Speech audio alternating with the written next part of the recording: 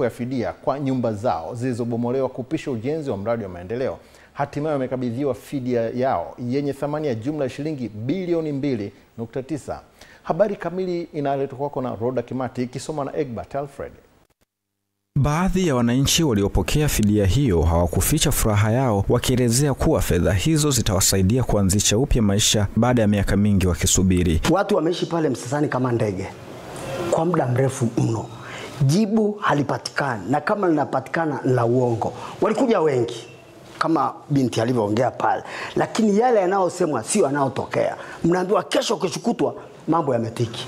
Lakini hili la kwako ni kushukuru na nikupende kwamba umeweza. Kwa mwisho tumekutana kwenye ukumbi kule, ukajitahidi sana kutatua matatizo mengi sana.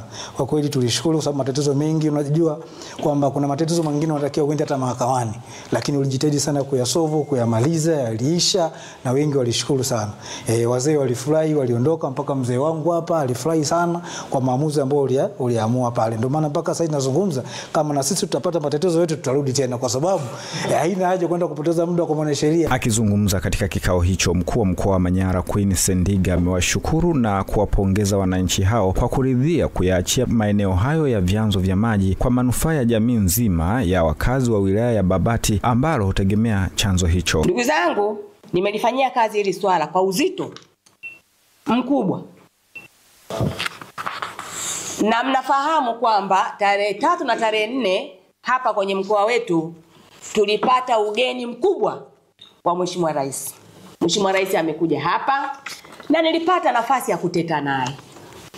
Kati ya nilioteta naye Mheshimiwa Rais ni hili jambo lenu watu wa Maisaka. Lakini kubwa kuliko yote, Mama Daktari Samia Suluhu Hassan ameridhia kutoa fedha hii.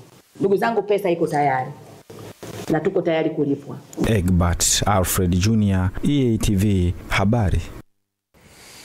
Tuelekee mkoani Mbeya. Jeshi la polisi mkoani humo wamefanya paredi ya magari